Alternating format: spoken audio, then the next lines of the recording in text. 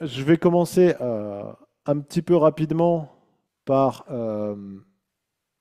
décrire la formation Yoga Systema en quelques mots. Donc, je pense que si je devais décrire la formation Yoga Systema en un mot, je dirais quand même le sérieux.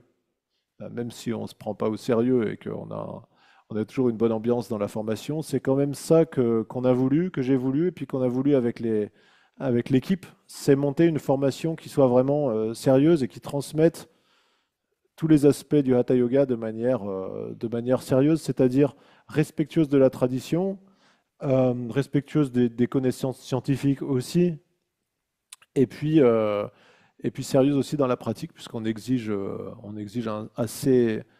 un niveau de pratique, une régularité dans la pratique assez intense pendant la formation. Voilà. Donc la formation, est-ce qu'elle dure 1 an et 200 heures ou est-ce qu'elle dure 2 ans et 400 heures? Eh bien, elle dure pour l'ensemble de la formation 2 ans et 400 heures.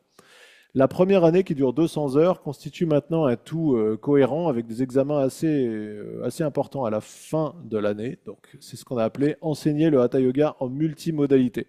Multimodalité, ça veut dire en ligne et en présentiel, tout simplement.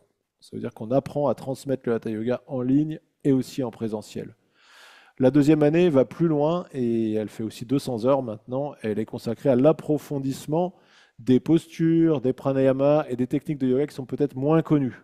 La première année, on apprend plutôt des choses qui sont un petit peu le langage commun des profs de yoga d'aujourd'hui, les noms de postures que vous entendrez dans les cours de yoga en général, et puis des pranayamas que vous allez aussi partager avec d'autres profs de yoga. Donc vous apprenez un petit peu la grammaire du yoga moderne pour pouvoir tout simplement évoluer dans ce monde de l'enseignement du yoga moderne. Et la deuxième année, plutôt le yoga un petit peu plus rare, un peu plus pointu, un petit peu moins connu. Voilà, si je dois dire en quelques mots la formation. Et puis bien sûr, la spécificité de la formation, c'est je ne suis pas tout seul, mais j'ai avec moi une équipe de spécialistes, quoi, on peut le dire, hein, de spécialistes de leur domaine. Donc les personnes que vous voyez à l'écran sont le fruit d'une longue sélection. Voilà, sachez-le. Ce n'est pas toujours très très agréable, mais on n'y arrive pas du premier coup. Et maintenant, depuis 2020, eh ben, on a une équipe qui devient très stable maintenant. Alors, qui veut passer premier? Moi, je veux bien Benoît? commencer, moi. Ouais, pas Allez, de problème. on y va avec Benoît, je Eh t'écoute. ben, bonjour à tout le monde. Moi, je suis donc Benoît, hein, c'est pas un scoop. Et je suis le professeur d'anatomie de Yoga Systema. Je suis kiné et ostéopathe et prof de yoga. Et j'enseigne donc l'anatomie. Et l'anatomie vraiment globale, en fait. C'est une anatomie, en première année, on va plutôt partir sur la base, donc le squelette, les ligaments, quels sont les os, comment ça se crée, le diaphragme. Euh, Deuxième partie, ça sera plus les muscles. Et donc, j'ai peut-être un petit cours juste pour vous montrer comment ça se passe au niveau des cours. Et en fait, les cours, ça se présente comme ça. Donc là, c'est un cours sur, par exemple, les muscles et ligaments partie 2 parce qu'on a une grosse partie sur les muscles, évidemment. Et donc voilà, ça te présente les membres supérieurs avec l'épaule. Donc l'épaule, on l'a vu en première année, l'articulation, comment ça se passe, quels sont les mouvements, les articulations, les amplitudes et tout ça. Et après, on a l'épaule avec les différents muscles. Et c'est pareil pour le coude, et c'est pareil pour la main, et voilà. Alors on pense que c'est un gros travail, c'est un travail approfondi, on essaye en tout cas, c'est plus un échange avec les élèves. Donc c'est plus des questions-réponses. Moi, je fais un cours assez, il faut qu'il y ait un échange, il faut que ça vive. En fait, il faut pas que ça soit endormissant le cours d'anatomie parce que c'est assez compact et assez dense et intense. Donc, j'essaye toujours de rendre ça un peu plus aéré et puis beaucoup plus sympathique que les cours d'anatomie que j'ai connus en kiné, quoi. Parce que je trouvais ça assez dense, quoi. Et puis il faut préciser que tu mets toujours ça, ou très souvent, en regard des postures de yoga. Donc, d'ailleurs, un petit Ouais, peu tout plus à bas fait, dans ton ouais. document, on voit qu'il y a quelqu'un qui fait une posture de yoga et Mince. tu nous Ouais, ouais, en expliques. fait, j'essaye Il y a le cours d'anatomie, les articulations, les muscles, et après, on mélange tout ça, on lit tout ça avec le yoga. Donc après, on incorpore ce qu'on a appris dans le yoga avec les différentes postures, les muscles qui sont en étirement, les muscles qui travaillent, et pendant la retraite à Pontmain, il y a aussi des cours d'anatomie. Moi, je participe avec Sébastien. à Pontmain. Et il y a des cours aussi où on palpe les muscles, où on essaye de ressentir en fait, puisqu'on est en direct, on essaye de ressentir en fait ce qui se passe dans notre corps quand on fait des postures d'asana et savoir corriger aussi les différentes postures quand on est avec des élèves, par exemple. Voilà. Voilà, en respectant les différents muscles, différentes articulations.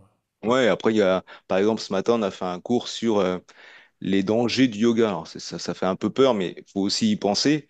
Il peut se passer des douleurs ou des tensions ou des accidents au yoga. Et ben, il faut être au courant de si un élève arrive vers vous en vous disant, tiens, je me suis fait mal au cervical ou je me suis fait mal à la main. Et ben, vous savez de quoi il parle et vous savez de quoi vous parlez. Est-ce que vous pouvez aussi prescrire et pas prescrire, ne pas faire de posture si la personne souffre d'une certaine articulation. Voilà. On essaye de faire une globalité en fait du squelette. Ouais, très bien.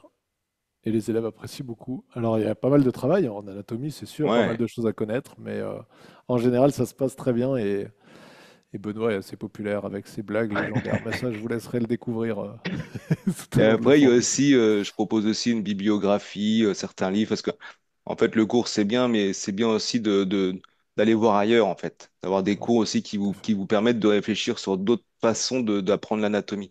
Il y a certains livres qui sont assez intéressants justement pour avoir une autre vision de l'anatomie et une autre vision de mes cours en fait. Mhm. Et puis après, il y a aussi ce qui est important aussi à préciser, c'est que si vous avez des questions, moi je suis comme Sébastien, enfin comme tous les profs, on est joignable par Telegram. Si vous avez des questions, on essaye d'y répondre assez facilement. Alors peut-être pas dans la minute, hein, mais en tout cas, soit Mais dans quand la même, journée ou dans les plusieurs deux, semaines. trois jours, quoi.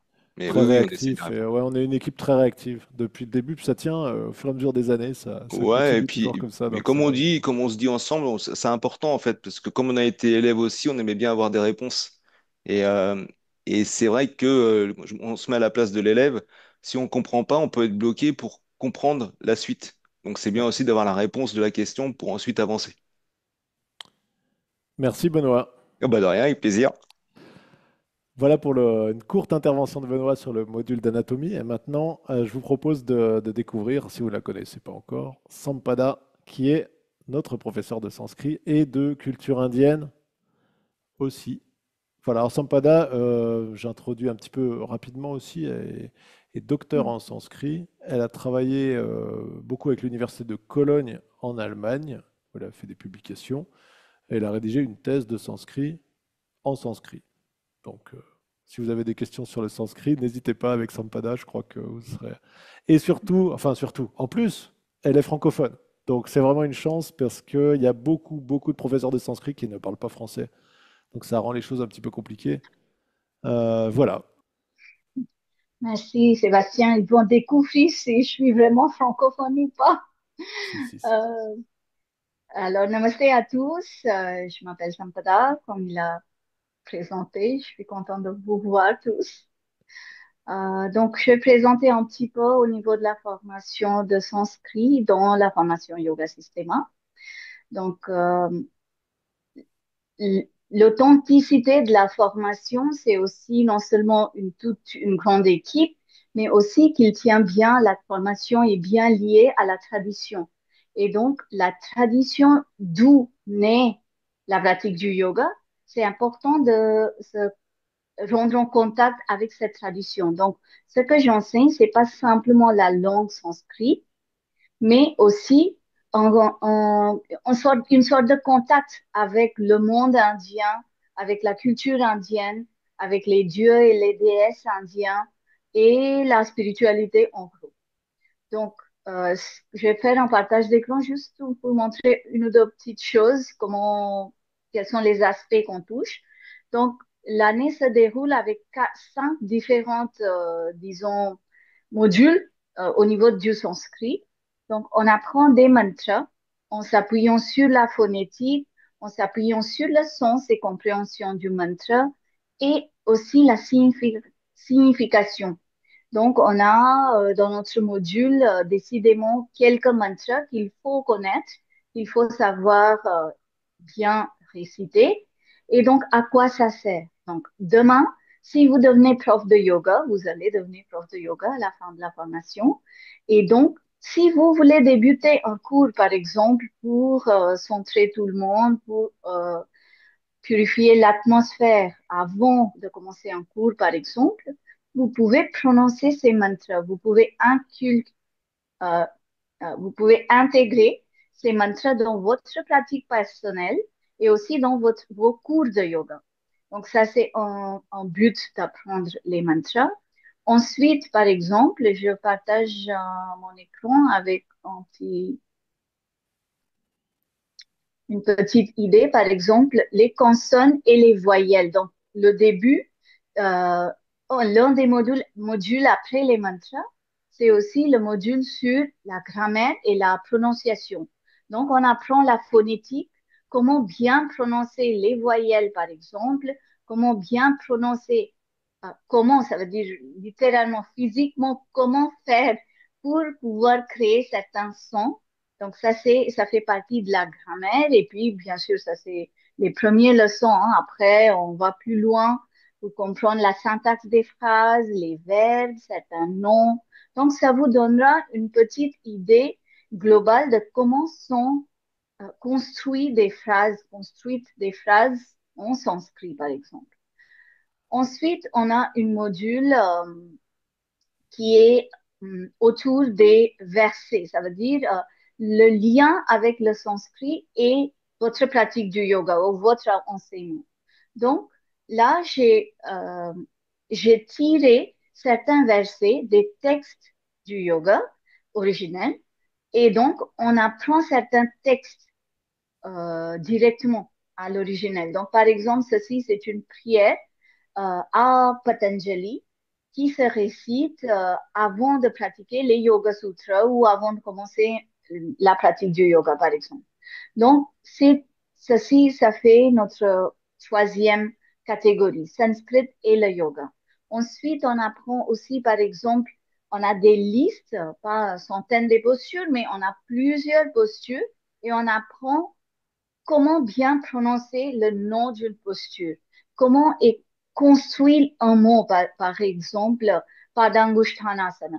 C'est un mot compliqué et long, et donc on n'a pas trop envie d'utiliser le mot en sanskrit, mais on vous encourage d'utiliser le plus possible le mot en sanskrit. Donc, on va apprendre que veut dire pada, que veut dire angushta, et puis ensuite le mot asana. Donc, on vous enseigne comment bien prononcer les noms des postures, les noms des pranayams. Et ensuite, on a aussi un autre module, une autre thématique qui est autour de la culture indienne. Donc, dans celle-là, par exemple, lors des retraites en ligne, je vous présente chaque fois, il y a une présentation autour d'un dieu ou une déesse. Lakshmi, par exemple, Saraswati, par exemple, Ganesh, par exemple, les dieux et les déesses qui sont assez connus et certains qui sont pas très, très connus. Donc, on a choisi 5 à 6 chaque année. Cela vous permet d'intégrer un petit peu avec la culture d'où votre pratique du yoga est née. Et aussi, ça vous donne un peu plus d'informations qui est plus authentique que ce que vous allez retrouver sur Internet, par exemple. Disons Ganesh, donc la forme, la signification, un verset lié à lui, comment on célèbre la fête de Ganesh en Inde, par exemple.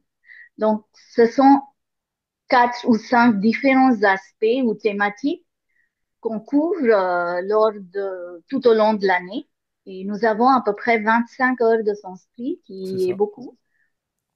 Et à la fin de la formation, chaque année, on voit que les élèves, ils sont contents avec le fait, il y a certains qui hésitent un petit peu au début, ils savent pas trop sanskrit, je sais pas, ça va C'est être ça, trop ça dur. intimide un petit peu certains élèves, et puis après, on rentre dedans et ça devient vraiment Voilà, une fois que chose vous de... êtes rentré dedans, on va pas très loin dans la grammaire pour que vous puissiez écrire des thèses, ok? C'est quelque chose qui vous permet de vous connecter avec la tradition indienne. C'est ça le but du module du sanskrit. Et comme il a dit, on est très, comment dire, on est très réactif pour vos questions, vos doutes. Vous pouvez avoir des conversations, des questions et on va être assez réactif pour cela. En plus, on met en place le site de Yoga Systema où entièrement tout ce qu'on enseigne est déjà sur le site. Donc, il y a quand même un repère par rapport à ce qu'on fait. C'est pas comme si ce sera une surprise d'un cours à l'autre. Et pour le sanskrit, on a aussi tous les audios, tous les enregistrements que j'ai faits pour toutes les asanas, comment les prononcer, les mantras, les versets, certains versets. Donc, vous avez beaucoup, beaucoup de matériel aussi disponible pour vous. Donc, voilà. Et d'une manière générale, tout le contenu de la formation est disponible en replay sur le site. Bonsoir Robert, bienvenue. Bonsoir. Sur le site de Yoga Systema dans l'espace membre. Donc vous avez un espace membre pour chaque année. Vous pouvez retrouver tous les PDF de ce qui a été fait, toutes les vidéos. Absolument tout est reconsultable. Si vous loupez un cours, si vous loupez deux cours, vous pouvez les retrouver sur l'espace membre. Voilà, on fonctionne comme ça. Alors je souhaite la bienvenue à Robert, qui est Robert McLaren, qui est notre professeur de philosophie du yoga et qui a pu intervenir encore aujourd'hui, puisque nous sommes en pleine retraite de 3 jours intensive là.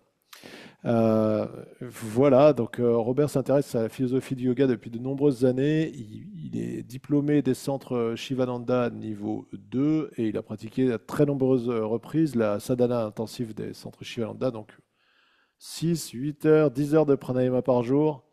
Ça lui fait pas peur et il pratique énormément aussi la méditation. Voilà, il est aussi anglophone, ce qui est utile pour lire certaines sources, de très nombreuses sources concernant le yoga qui sont disponibles en anglais. Robert, tu veux nous présenter ton module en quelques mots? Ouais, très bien. Donc, je vais essayer de bonsoir à tous.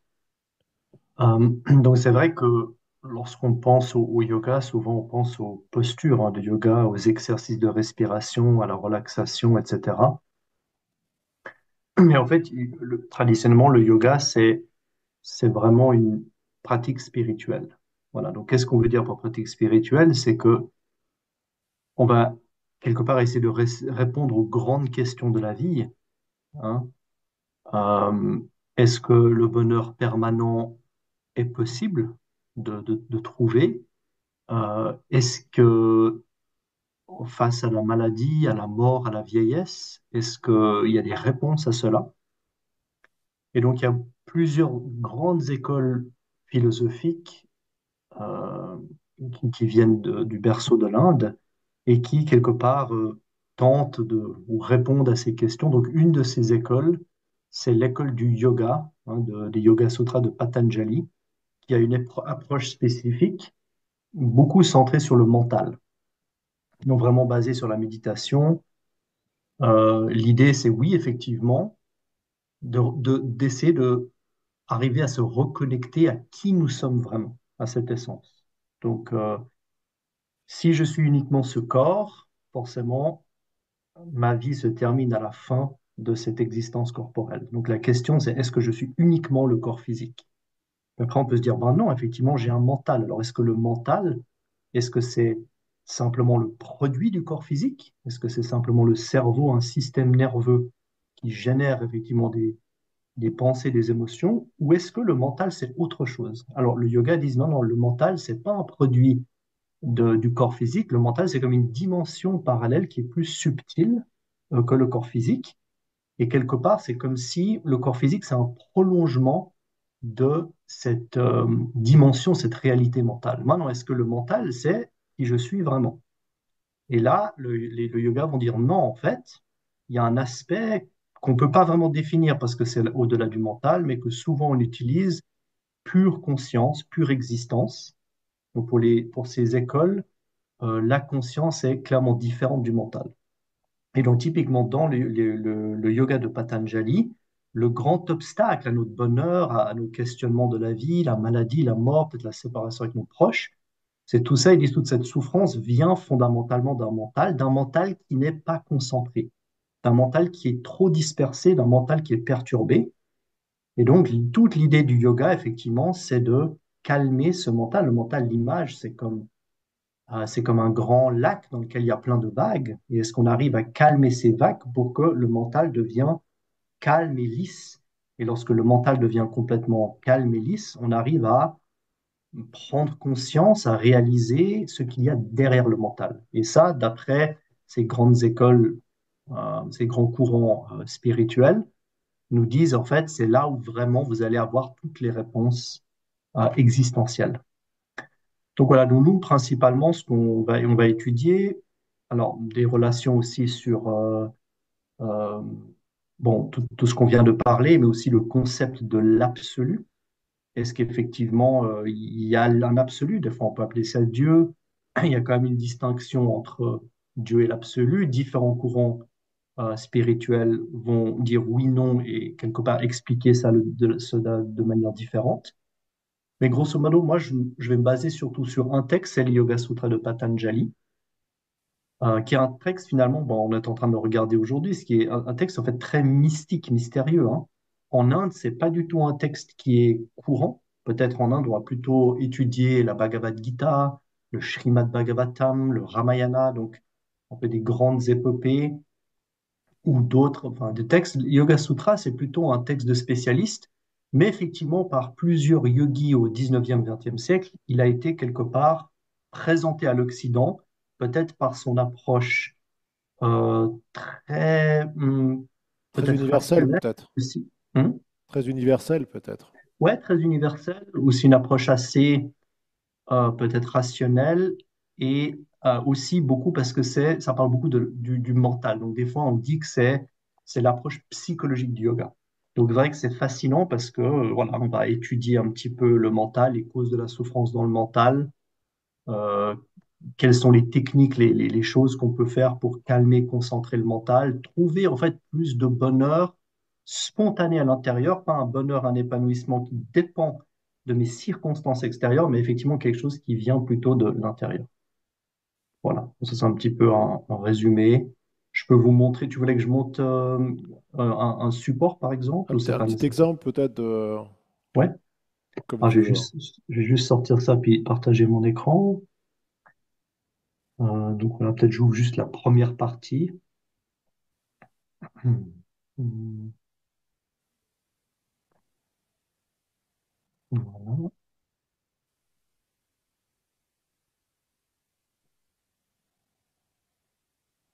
Alors, partage d'écran. Voilà, là, j'espère que vous voyez tous mon écran. Donc, les Yoga Sutras, c'est 4 chapitres.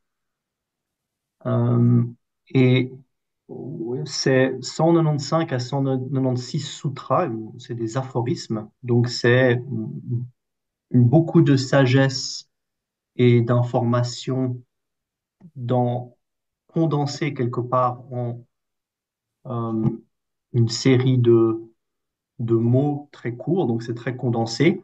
Et là, la manière dont je l'ai présenté, là, vous voyez en haut, hein, parce que vous allez notamment étudier un peu le sanskrit avec Sampada. Donc là, vous avez, ça c'est le premier chapitre du premier sutra. Donc vous avez le sutra là en Devanagari. Là, vous avez la translittération. Et là, maintenant, ensuite, effectivement, on a la traduction de ce que signifie ce sutra, où j'ai effectivement essayé de chaque fois utiliser les mots pour que vous voyez, effectivement, si un jour vous voulez vraiment approfondir cette étude, vous allez vraiment voilà, détailler un peu les mots de chaque sutra. Et donc voilà, donc après, c'est description du sutra, juste, on va aller un petit peu plus loin, voilà.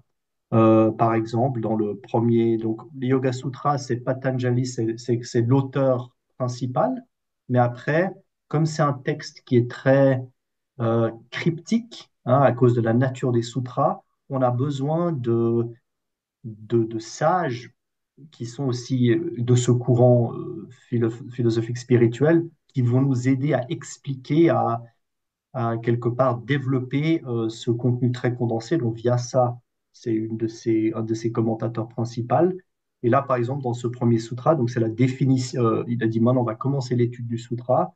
Et via ça, va tout de suite nous expliquer, voilà, que le mental, il a 5 états, 5 grands états ou 5 types de degrés de concentration. Et lorsqu'on parle du yoga, en fait, on est vraiment sur les deux derniers, hein, lorsque le mental est très, très concentré. Après ça, c'est le fameux Yoga Chitta Vritti Nirodha, c'est la définition du yoga hein, lorsque les modifications du mental sont suspendues. Voilà, puis après, voilà, là, typiquement, on va rentrer dans différents aspects du mental. Il y a un aspect d'intelligence, d'ego, Il y a l'aspect du mental qui est plus lié à nos cinq sens, aux émotions, au subconscient. Donc, j'avance un petit peu pour essayer de vous montrer d'autres choses.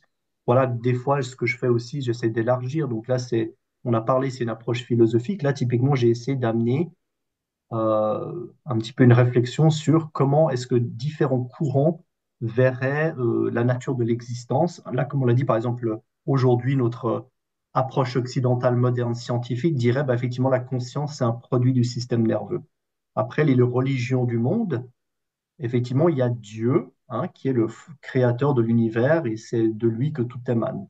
Le Sankhya Yoga a encore une approche différente, approche bouddhiste. Donc, on essaie de comparer un petit peu les différentes approches.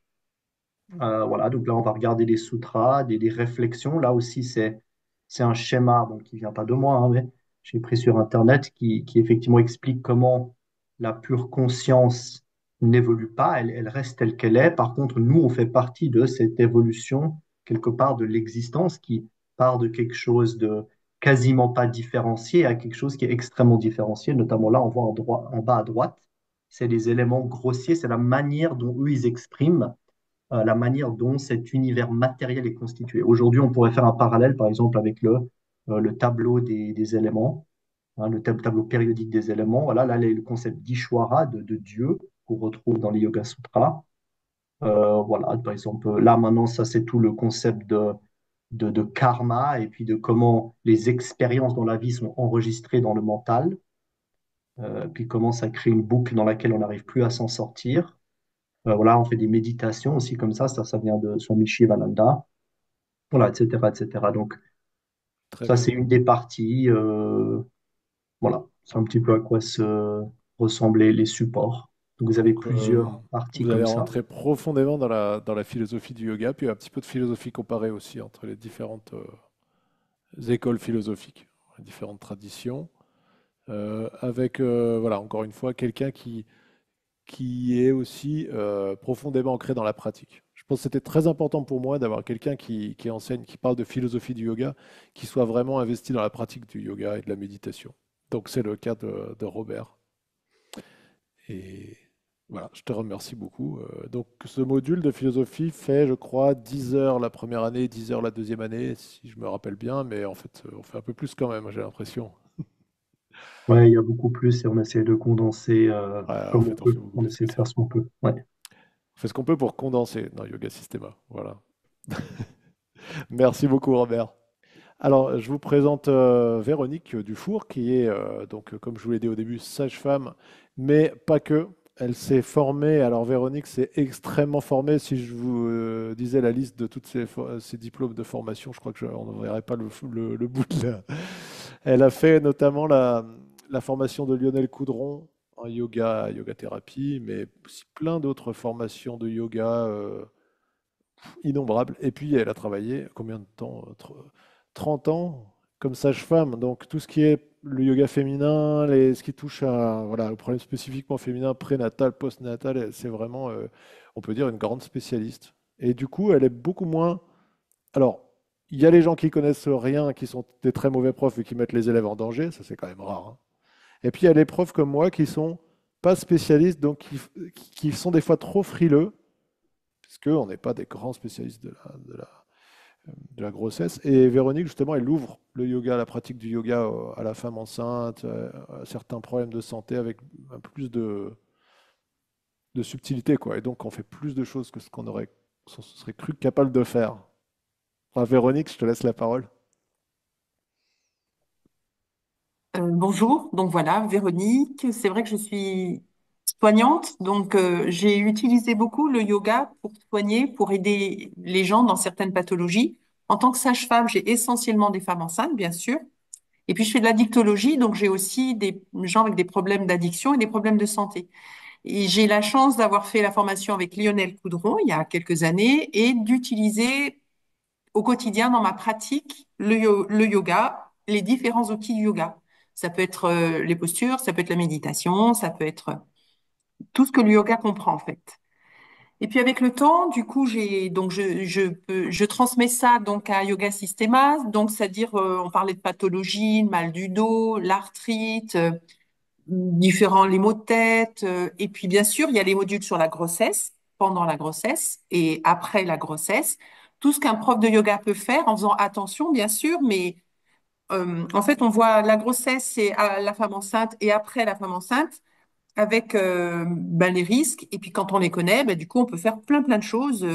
On n'a pas besoin d'attendre 3 mois après l'accouchement pour proposer des choses aux femmes enceintes, pour les aider à se remettre plus vite, pour que ça se passe bien. Donc ça, c'est ce que je transmets, c'est ma pratique. Donc je transmets la théorie et la pratique. Et puis avec le temps, c'est vrai que je fais pas mal de formations de plein de choses. Et du coup, ben, des fois, il y a des petits volets sur la fasciathérapie. Parfois, il peut y avoir un petit volet. Alors là, mon truc, c'est l'Ayurveda. L'Ayurveda, la- quand on fait du yoga, en fait, c'est bien notre médecine occidentale, elle est intéressante, c'est important, c'est très bien. Mais l'Ayurveda, c'est quand même la médecine hindoue. Donc, je trouve ça intéressant de saisir un peu de quoi il parle, parce qu'en fait, c'est vraiment une autre façon de penser, une autre façon de saisir le corps, l'esprit, la vie. Et du coup, voilà, j'essaye d'amener ce que j'ai par d'autres formations sur, par exemple, en ce moment, on fait le yoga en fonction des doshas, en fonction si on est Pitta, Kapha, voilà. Et donc là, je pars avec, pour moi, le sanskrit, c'est super important. J'ai découvert le sanskrit avec la formation de Yoga Systema. Et c'est vrai que Sampada, enfin, pour moi, le sanskrit, c'était presque une anecdote, c'était bizarre, bon, un petit truc au milieu du reste, mais en fait, non, c'est vraiment essentiel, important. Et maintenant, quand je fais une formation, j'ai besoin qu'ils soient hindous, qu'ils comprennent le sanskrit. Pour moi, c'est quelque chose d'important parce que c'est plus qu'une langue, en fait. Sampada nous amène, alors moi, les dieux, j'adore ça, donc je suis ravie, mais ça nous amène à une pensée, une façon de penser différente, ça nous amène une culture différente, ça nous amène des choses. Et je pense que faire du yoga, en se privant de ce volet-là, c'est vraiment dommage. C'est du yoga à l'européenne et c'est pas tout à fait la même chose. Enfin bref, au plus on avance, au début, moi, c'est les postures, le bien-être, le mal de dos, le stress, l'anxiété qui m'intéressaient. Et puis, au plus on avance, au plus on voit qu'il y a plein de choses, des tas de choses. Quand on entend Robert, là, la philosophie, les yamas, les niyamas, c'est une autre façon. C'est pas, ce ne sont pas que des mots, tout ça. Voilà, donc je trouve ça super intéressant parce que cette formation, elle est varié. Et oui, il y a de la yoga thérapie, on a de l'hypnose, on peut faire de la relaxation, de la méditation. Ben là, il va nous en parler. Enfin, et toutes ces choses-là. Et puis après, selon ce qu'on est, selon ce qu'on a besoin, selon là où on en est de notre vie, ben, on va capter ce qui nous intéresse. Et puis après, ces données, on les a. En effet, là, tout est sur. Après, on l'a à vie. En fait, on a accès aux vidéos, on a accès à tous les cours. Et les cours, c'est quand même beaucoup, c'est toutes les semaines, 2 ou 3 cours par semaine, les C'est ça. week-ends, il y a des semaines. Enfin, et ça nous tient pendant 2 ans, en fait, c'est super, c'est mieux que des cours à la MJC du coin, c'est vraiment. Et puis à Ouais. chaque fois, c'est profond, à chaque fois, on capte un truc en plus. Tiens, ça, je l'avais pas saisi, je le saisis maintenant. Et moi, c'est avec la yoga thérapie, et là, je fais un volet Ayurveda, en fait, avec l'Ayurveda, la médecine hindoue, amener des choses avec l'anatomie subtile. Au début, l'anatomie subtile, bah oui.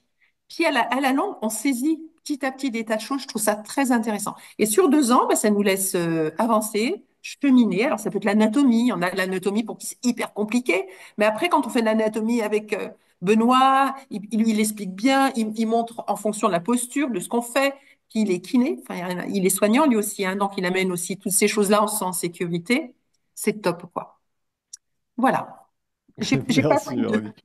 j'ai pas pris de diaporama. Oui, parce Mais que en fait, tu t'es aussi formé en Ayurveda pendant plusieurs années, là. oui, l'Ayurveda, oui, oui, oui, mais avant que je comprenne l'Ayurveda, avant que je saisisse les 5 éléments, moi, il m'a fallu du temps, et là, c'est ce que j'essaye d'instiller sur 2 ans aussi, pour que les gens puissent saisir un peu de quoi on parle. Et puis après, comme ça, peut-être qu'ils vont développer un yoga du chakra, un yoga des 5 corps, un yoga. Après, chacun va là où il va se sentir à l'aise et amener ce qu'il peut amener. Et moi, ce qui m'intéresse dans le yoga, c'est vraiment non seulement le soin, mais la prévention. Si on pratique, si on l'adapte à ce qu'on est, vraiment, on se change la vie, on n'a pas besoin de médicaments, on n'a pas besoin de médecins, on n'a pas besoin de ce que notre médecine ici amène. Voilà. Très bien. Eh ben, un grand merci. Véronique, c'est aussi une dizaine d'heures ou un petit peu plus de Je mémoire. sais pas, ouais, Mais, quand on me dit Véro, il faut que tu viennes. c'est ça. Donc voilà, encore une fois, la première année, elle est importante, elle prépare vraiment à la base de l'enseignement du yoga. Si vous décidez de faire les 2 ans, alors il n'y a pas de doute, vous allez plus loin et vous êtes mieux formé. Mais ça, vous verrez par vous-même à la fin de la première année. Euh, Excuse-moi, Sébastien, oui, je dois quitter, s'il te plaît. ok, merci Zampada d'être venu. Merci, Je te merci à remercie tous. beaucoup. Et je vous présente maintenant Vladimir, qui est, à partir de cette année, en charge d'un petit module qui va peut-être prendre un peu plus d'ampleur, ça on va voir au fur et à mesure, tout simplement de méditation. Voilà, donc la méditation c'est très très important dans le yoga et donc Vladimir a une grande expérience de la méditation puisqu'on peut dire que il est tombé dedans quand il était tout petit. Mais peut-être je vais te laisser nous en parler, Vlad. Je t'en prie. Euh, moi c'est Vladimir. Aujourd'hui je suis professeur de yoga, donc je fais plein de différents yogas. Je fais du yoga sur chaise, du yoga pour enfants, de l'hatha yoga, du vinyasa. Et moi j'ai découvert le yoga à travers le pranayama et la méditation. Et à travers ma mère qui est professeure de yoga. Et du coup, j'ai commencé très jeune le pranayama et j'ai enchaîné derrière sur la méditation. Et c'est à travers la méditation, parce que je voulais avancer dans la méditation, que petit à petit, j'ai amené plus de pratiques posturales dans ma vie. Donc c'est vraiment la base pour moi, c'était vraiment la méditation. Et parce que j'arrivais pas à tenir longtemps en posture et que j'arrivais pas à aller plus loin dans la posture ou dans la méditation, c'est là que j'ai plus intégré vraiment des postures, d'étirement et de travail au niveau du corps. Donc voilà. Euh, Sinon, je vais surtout enseigner de la théorie avec certaines parties pratiques pour vraiment illustrer les différentes méditations sur lesquelles on va pouvoir travailler. Pour l'instant, on a décidé d'avoir 11 heures sur l'ensemble des 2 années. Dans les différentes choses que je vais présenter, proposer, ça va être comment est-ce qu'on peut mettre en place une routine pour pouvoir euh, facilement intégrer de la méditation dans notre vie tous les jours. Et du coup, ça c'est très utile en tant que professeur de yoga parce que aussi on peut apprendre à l'élève à mettre en place un certain nombre de choses pour que, il puisse y avoir une routine. On peut commencer par des routines au niveau postural, au niveau du yoga, mais aussi au niveau de la méditation. Donc là, on va parler surtout au niveau de la routine. Donc, j'essaie de concentrer ça en 2 heures. Après, on va voir plus des méditations particulières. Donc, en 2 heures, la méditation avec la respiration alternée mentale. Donc, c'est quelque chose qui peut s'allier un petit peu euh, à Nadi Shodhana, mais sans le geste. C'est vraiment quelque chose au niveau du mental.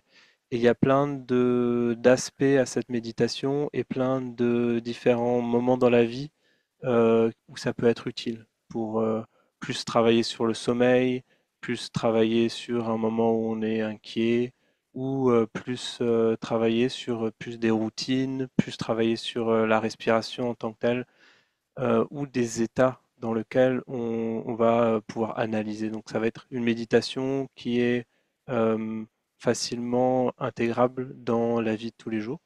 Donc ça s'allie bien avec la routine. Voilà. Après, deux autres aspects sur lesquels vraiment qui peuvent être utiles dans les cours en tant que professeur, c'est le placement de la voix. Donc là, on va voir un certain nombre de choses sur le placement de la voix en 2 heures.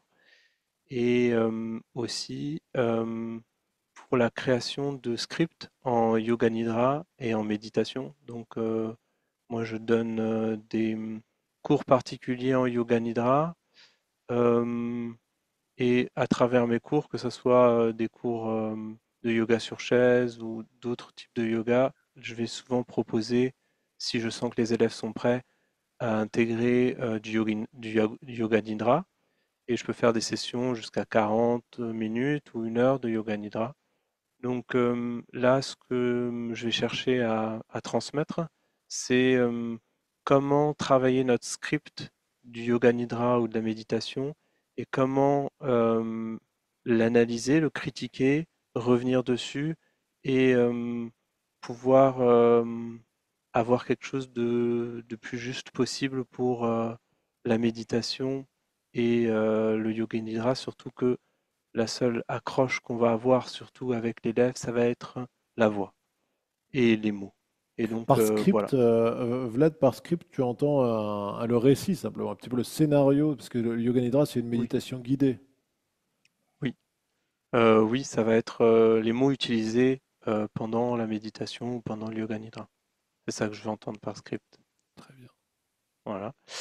Et donc la dernière partie, les 3 dernières heures, c'est avec plus de pratique.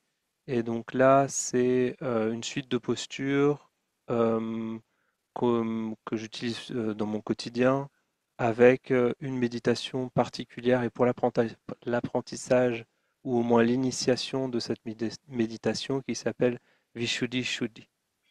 Donc c'est une méditation très particulière et que je trouve incroyable. Et voilà. Donc voilà, voilà, voilà. Voilà, ça donne envie de s'y mettre. Eh ben, un grand merci à toi, Vlad. Merci à tous pour votre participation. Alors, je vais présenter un Avec petit peu aussi plaisir. le module de pédagogie et pratique que je vais animer en quelque sorte, qui va durer 80 heures par an, si nous avons bien calculé avec Johanna. Donc, ce module, il est important parce que c'est le module qui va vous permettre de pratiquer. Donc, c'est pas la pratique, disons hebdomadaire, ça va pas être avec les intervenants qui vont intervenir surtout pendant les retraites de 3 jours ou d'une semaine. Mais la personne que vous allez voir souvent, avec Sampada aussi, que vous allez voir une fois par semaine pendant 20 heures par an, ce sera moi. Et avec moi, on va faire deux volets, donc c'est-à-dire un volet pratique, on va pratiquer simplement des séances de yoga ou de pranayama ensemble, et puis le volet pédagogique, on va commencer surtout après les 6 premiers mois de la première année, vous allez commencer, vous, élèves, à donner des cours. Alors, pas tout de suite un grand cours de yoga, mais enseigner une posture, puis une petite séquence de postures, et petit à petit arriver, alors en fin de première année, à des séquences un peu plus longues, donc que vous soyez capable de gérer un cours de yoga, et puis en fin de deuxième année, à monter vraiment des grands cours de yoga que vous allez enregistrer en vidéo. Et donc ça, c'est la fin de la deuxième année de formation où je reçois des vidéos des élèves que je critique un petit peu, toujours de manière constructive. Mais déjà, avant ça, voilà, je fais passer les élèves très souvent pour vous apprendre à placer votre voix, effectivement, mais ça, Vlad le fera de manière plus spécialisée, au niveau du rythme, au niveau de l'explication, les bonnes formules qui vont marcher, celles qui ne marchent pas, est-ce qu'il faut montrer, pas montrer, etc., etc. Et comment construire un cours de yoga, bien entendu. Donc ça, c'est le module pédagogie et pratique qui est un gros morceau de la formation, évidemment. Voilà, il y aura aussi d'autres intervenants, qui ne sont pas là ce soir. Emilia qui nous parlera des étirements, puisque Emilia était élève de l'école de ballet de l'Opéra de Paris, et maintenant elle travaille avec une compagnie de danse néoclassique, si j'ai bien compris, donc elle connaît très très bien les étirements. Elle fait un petit module là-dessus, donc pour nous parler vraiment de voir les étirements un peu d'une autre façon. Il y a aussi Christelle qui va faire un module de 5 heures de yoga pour les enfants. Donc c'est quelque chose qui a un petit peu le vent en poupe depuis déjà une dizaine d'années, hein. Donc voilà, ça intéresse beaucoup certains professeurs de se tourner vers l'enseignement du yoga. Alors qu'est-ce qu'on enseigne à des enfants et comment on l'enseigne? Christelle est vraiment très spécialiste de ça, donc vous la découvrirez aussi dans la formation. Et puis voilà, il y a des fois aussi des invités surprises que j'arrive à inviter en cours de formation. Donc ça, ce sera un petit peu les surprises pour vous et pour moi sur la route. Voilà, je remercie vraiment toute l'équipe. Merci à toi, Véronique. Merci, Benoît. Merci, Vlad. Merci, Robert. Merci, Sébastien. Et merci, Sampada, de vous être libérés. Un grand merci à vous. Et nous avons aussi une petite vidéo. Alors, vous pouvez rester hein, si vous voulez. Une petite vidéo de Johanna. Alors, Johanna, qui est Johanna? C'est un peu la femme invisible, mais moi, je la vois souvent, mais vous allez la voir un peu moins souvent. Elle est responsable administrative de la formation. En fait, Johanna, elle s'occupe pas que de l'administration, c'est vraiment au sens large, hein. Elle s'occupe des interactions avec vous, si vous avez des problèmes avec votre dossier, des problèmes administratifs, mais aussi elle m'a aidé à monter le dossier pour qu'on soit finançable par le CPF, ce qui est le cas de la première année de formation. Et donc, elle nous a enregistré une petite vidéo que je vais essayer de vous partager. Bonsoir à tous. Moi c'est Johanna Rambaud et je ne pouvais pas être avec vous ce soir, mais je voulais vous faire cette petite vidéo pour me présenter. Moi j'ai fait la formation Yoga Systema en 2021, voilà, et depuis j'aide Sébastien un petit peu sur les côtés administratifs et organisationnels de la formation. Je vais mettre les contenus en ligne, les contenus pédagogiques. Je m'occupe de la plateforme d'apprentissage que vous avez sur notre site Yoga Systema. Voilà, je communique un petit peu avec les profs quand il y a des besoins justement de regarder les programmes ensemble. J'organise les examens à la fin de l'année. Voilà. Donc il est possible que vous ayez affaire à moi pendant l'année de formation. J'ai accès à la boîte mail Yoga Systema et je suis aussi sur le groupe Telegram. Voilà, donc de temps en temps je vous donnerai des petites informations, on aura des contacts comme ça. Et puis surtout, si vous avez des questions particulières, il ne faudra pas hésiter à venir me voir, à me les poser. Voilà, je suis disponible sur Telegram ou sur mon adresse mail aussi perso que je pourrais vous communiquer. Ça, que vous dire d'autre? Moi j'habite à Antibes, dans le sud de la France, et puis parfois je me connecterai peut-être avec vous sur les retraites de 3 jours. Il peut arriver que je vienne participer avec vous au cours ou éventuellement pour faire des petites présentations aussi. Voilà. Donc je vous souhaite une bonne continuation et puis je me réjouis de vous voir nous rejoindre dans la formation Yoga Systema. Bonne soirée à tous. Et puis sinon, peut-être qu'on pourrait ouvrir le micro quelques minutes à Odile ou Karine qui sont là ce soir. Bravo, parce qu'on est en pleine retraite de yoga intensif.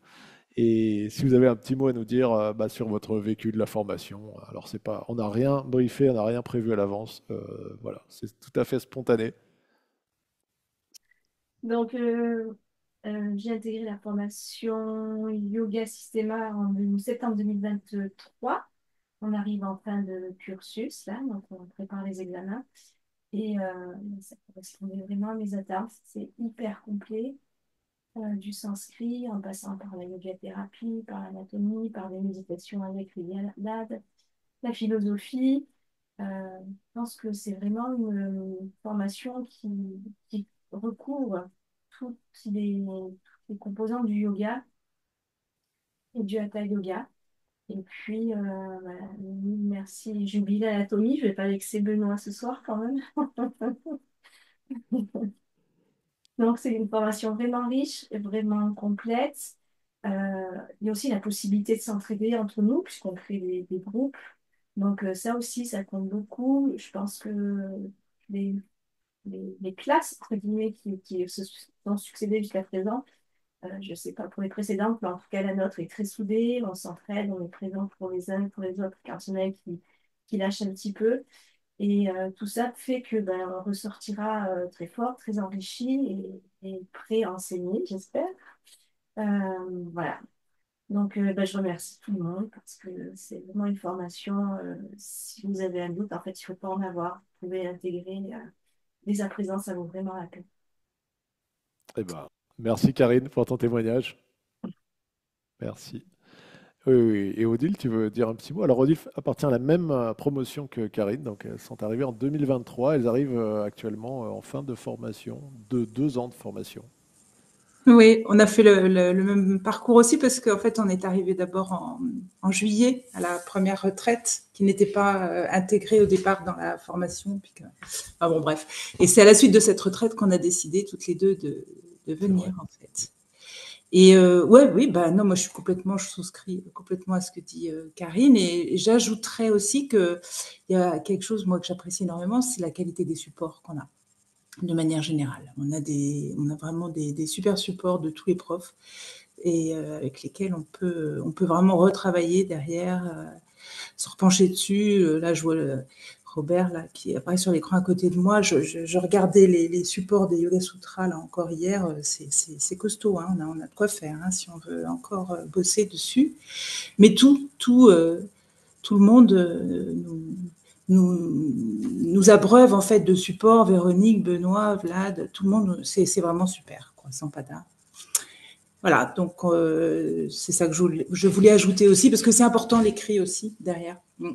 Oui, il y a beaucoup de travail derrière, c'est vrai. Et il y a pour plus de 1 an, ça c'est sûr. Et il y a peut-être même pour plus de 2 ans dans cette formation. Oh oui. C'est-à-dire, vous pouvez. On part avec une liste de choses à faire, en fait. Partez avec avec 4 volumes de documents, mais toujours basés sur du vécu et puis sur des cours qui ont été faits avec des professeurs de qualité. Je vous souhaite une bonne continuation. Pour certains, on se revoit dès demain matin à 8 h, voilà. Mais pour les intervenants, merci beaucoup. Et puis, Robert aussi, on se voit demain.